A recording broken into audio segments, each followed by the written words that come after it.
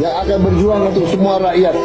Saya minta Deddy Mulyadi dan Dhani Wiranata agar segera dibantu, didukung untuk kita bela rakyat Indonesia. Terima kasih. Saya lihat Pak Deddy Mulyadi yang dia anggota DPR kan bisa bicara dengan Kapolri, bisa bicara dengan Kapolda. Saya itu lebih terkonsen pada bagaimana diri saya bermanfaat bagi banyak orang. Nah kemudian itu mendapat apresiasi dari kepemimpinan Pak Prabowo, ya saya berucap terima kasih.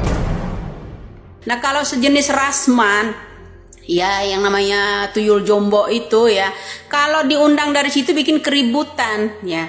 Nah dari sinilah kenapa dia yang selalu berteriak seharusnya Widya ditangkap. Kemudian ada juga yang namanya saya sentil juga ya, Kamarudin Simanjuntak juga seharusnya Widya itu diperiksa polisi. Sekarang gini Pak, kalau kita dikit-dikit diperiksa polisi, ada orang ngomong mengarahkan itu dikit-dikit periksa polisi. Polisi yang mana?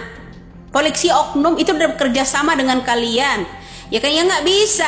Rakyat Indonesia ini selalu dituntut disuruh bungkam dan bungkam. Selamanya kasus ini mendekam sampai yang namanya 8 tahun. Ya, orang-orang yang tidak bersalah di situ kami ingin bebaskan. Masa seorang Widya aja selalu diteriakin Widya ini wajib diperiksa ini. Apanya yang harus diperiksa? Ya seharusnya orang-orang yang berteriak-teriak keluaran urat di situ ya, yang nggak ada manfaatnya menurut saya. Pengen masuk ke yang namanya tim kuasa hukum Peggy, minta lowongan itulah yang seharusnya diperiksa ya. Satu kejiwaannya, kedua itu periksa itu ada apa, bekerja sama dengan siapa mereka ini. Nah itu yang seharusnya. Nggak boleh rakyat itu cerdas sedikit suruh tangkap, periksa polisi yang mana yang harus selalu ya kalian selalu bermain polisi ya kan, sedangkan oknum polisi ini udah bekerja sama dengan kalian, teriak-teriak selalu ini orang harus dipolisikan, ini orang bicara begini, rakyat biasa ini harus dipolisikan, dikit-dikit lapor cengeng. Saya kira kalau Pak Prabowo menyelesaikan masalah-masalah gini tidak akan merugikan posisi politik dia, posisi ekonomi pun tidak. Ini kriminal yang jahat. Inilah backingan Kang Deddy Mulyadi saat mengawal kasus Sivina dan mempunyai misi yang sangat kuat, ingin membebaskan 7 terpidana yang sudah mendekam dalam penjara.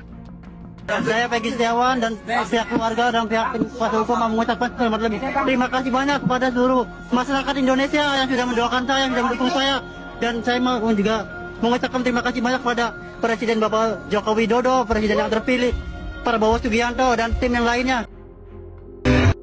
Luar biasa, backingannya bukan kaleng-kaleng, langsung presiden terpilih. Iya toh bos, Bapak Prabowo Subianto, Bapak Jenderal Gemo, ora salah aku bos, milih presiden. Yang ini kilo, ya toh. Ayo Pak Prabowo berjuang untuk rakyat, tegakkan keadilan buat rakyat dan tegakkan Pancasila, sila kelima, keadilan sosial bagi seluruh rakyat Indonesia. Ayo Kang Deddy Mulyadi, jangan kasih kendor. Kita masih mempunyai misi yang sangat kuat yoto, untuk kebebasan orang yang tidak bersalah. Ayo lur, kita berjuang bersama Kang Deddy dan tim pengacara yang lain. Dan semoga Pak Prabowo selalu memantau di belakang layar, kita kasih kalah mereka yo. Rasman Arif Nasution mulai menyenggol beberapa pihak seperti Deddy Mulyadi dan Widya yang memberikan pembelaan kepada Peggy Setiawan dan 7 terpidana lain dalam kasus Vina. Rasman bak tak terima jika Peggy dan 7 terpidana kasus Vina dibebaskan. Namun, dikabarkan Deddy Mulyadi sendiri dekat dengan orang yang memiliki kekuasaan kuat di Indonesia, yaitu Presiden terpilih Prabowo Subianto. Dukungan yang luar biasa kuat juga dari para masyarakat, membuat Deddy Mulyadi tak gentar untuk tetap membebaskan 7 terpidana kasus Vina. Usut punya usut, Rasman sendiri dulunya pernah ingin bergabung dengan pengacara Peggy Setiawan, namun ternyata ditolak. Usai ditolak, Rasman pun mulai menyerang tim Peggy, dan semua pihak yang mendukung Peggy serta 7 terpidana lain. Benarkah ada dendam terpendam dari Rasman? Rasman itu dulu berkeinginan masuk gabung dengan tim kita. Oh ya?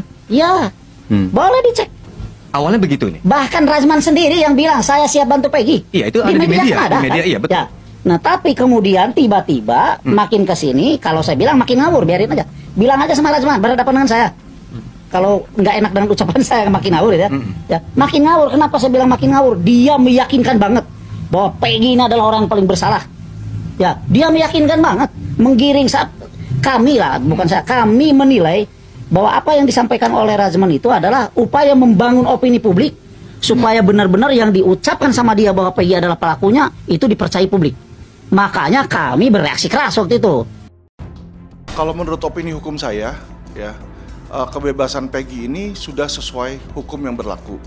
Jadi hakim pengadilan negeri yang bernama Eman Sulaiman itu sudah melakukan job spek dia sesuai dengan hukum yang berlaku. Jadi dia ini kalau saya lihat hakim yang lurus, ya.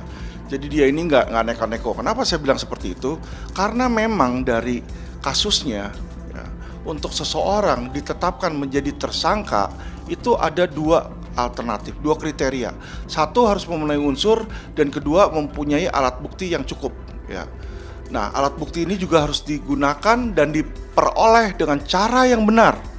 Jadi kalau kita dengar pengakuan kayak Saka Tatal dan pengakuan dari Peggy bahwa dia dipukul dalam tahanan, di dalam memberikan keterangan, itu berarti pengakuan tersebut atau BAP tersebut dilakukan di dalam kondisi terpaksa, terancam, dan kondisi tertekan. Dikit-dikit lapor cengeng, ya, tahu cengeng? Ya, dikit-dikit lapor, karena oknum kepolisian udah kalian pegang, oknum mafia udah kalian pegang, judi, ya, narkoba semuanya kalian udah pegang. Terus rakyat mau ngadu siapa? Ya, rakyat yang tertindas, terutama 7 tersangka itu ingin dibela siapa? Saya tanya, kalau orang bicara yang seperti kita ini, ya, disuruh polisikan, dikit-dikit polisikan, dikit-dikit cengeng semua, ya, dikit-dikit main polisi, dikit-dikit main polisi. Kau pikir polisi itu nyawamu apa bagaimana sih?